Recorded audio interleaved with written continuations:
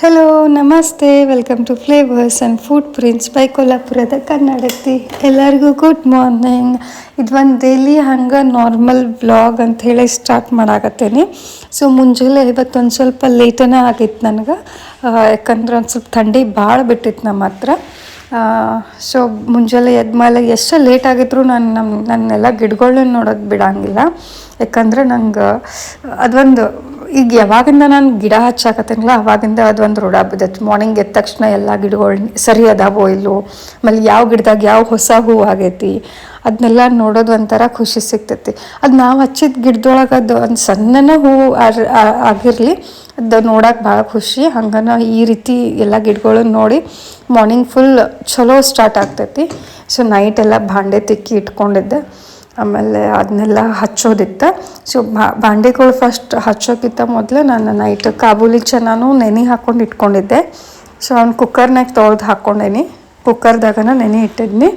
So ಅದನ್ನ first ನಾನು ಒಂದು ಗ್ಯಾಸ್ ಮೇಲೆ ಸ್ಟಾರ್ಟ್ ಮಾಡಿ ಇಟ್ಬಿಡ್ತೇನೆ, ಸೊ ದ್ಯಾಟ್ ನಾನು ಬಾಂಡೆ ಅದು ಎಲ್ಲ ಡಬ್ಬ ಹಾಕೋವರೆಗೂ ಕುಕ್ಕರೂ ಆಗಿಬಿಡ್ಲಿ ಅಂಥೇಳಿ. ಯಾಕಂದ್ರೆ ಮಾರ್ನಿಂಗ್ ಎಷ್ಟು ನಾವು ಮಲ್ಟಿ ಟಾಸ್ಕಿಂಗ್ ಮಾಡ್ತೀವಿ ಅಷ್ಟು ಚಲೋ ಬೇಗ ಆಗ್ತೈತೆ. ಯಾಕಂದರೆ ಹಸ್ಬೆಂಡ್ ಆಫೀಸು, ಆಮೇಲೆ ದಿವ್ಯಾಂಶನ್ ಸ್ಕೂಲು ಇವೆಲ್ಲ ಇರ್ತಾವಲ್ಲ, ಅದಕ್ಕೆ ಮಲ್ಟಿ ಟಾಸ್ಕಿಂಗ್ ಮಾಡ್ಕೊಂಡಷ್ಟು ಚಲೋ.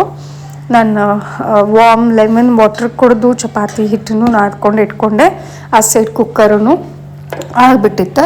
ಚಪಾತಿ ಮತ್ತು ಪಲ್ಯನ ಇವತ್ತು ನನಗೆ ಬ್ರೇಕ್ಫಾಸ್ಟಿಗಿತ್ತು. ಬೇರೆದೇನು ಅವಲಕ್ಕಿ ಉಪ್ಪಿಟ್ಟು ಆ ರೀತಿ ಏನು ಮಾಡ್ಕೊಂಡಿರಲಿಲ್ಲ.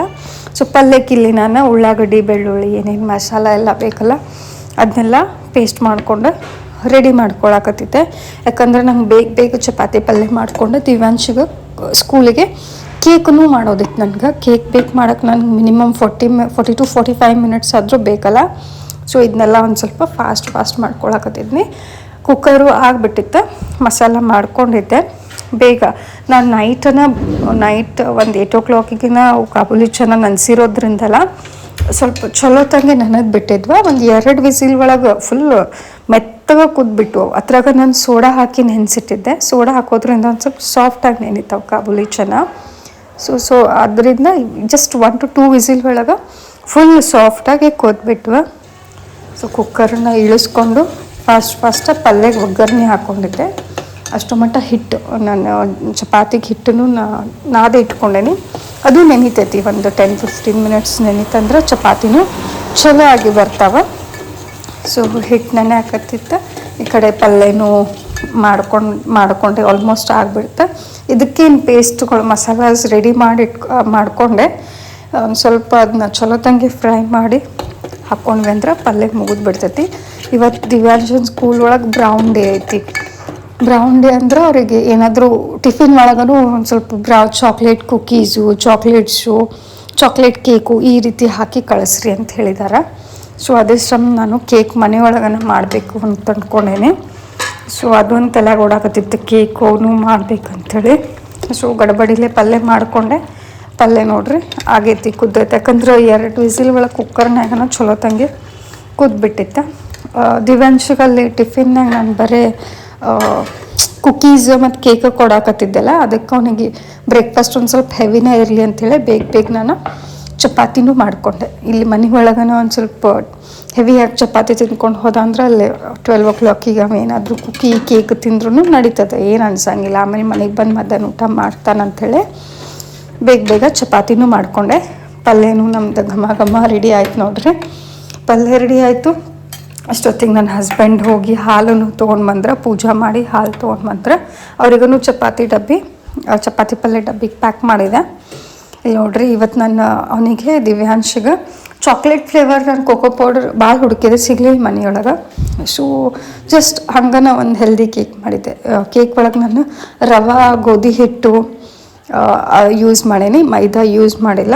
ಸೊ ಅದನ್ನ ಎಲ್ಲ ಹಾಕ್ಕೊಂಡು ರವೆ ಗೋಧಿ ಹಿಟ್ಟು ಸಕ್ಕರೆ ಅದೆಲ್ಲ ಹಾಕ್ಕೊಂಡು ಬ್ಯಾಟರ್ ರೆಡಿ ಮಾಡಿಕೊಂಡೆ. ಮೊಸರು ಯೂಸ್ ಮಾಡೀನಿ. ರೆಡಿ ಮಾಡ್ಕೊಂಡು ಬೇಕ್ ಮಾಡೋಕ್ಕೆ ಸೆಟ್ ಮಾಡಿದೆ.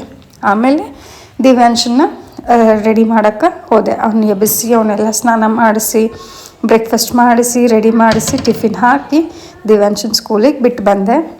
ಬಿಟ್ಟು ಬರೋದ್ಕನ ಹಸ್ಬೆಂಡ್ ಮಷಿನ್ ಹಚ್ಚೋಗಿದ್ರೆ, ವಾಷಿಂಗ್ ಮಷಿನ್ ಅದು ಆಗಿಬಿಟ್ಟಿತ್ತು.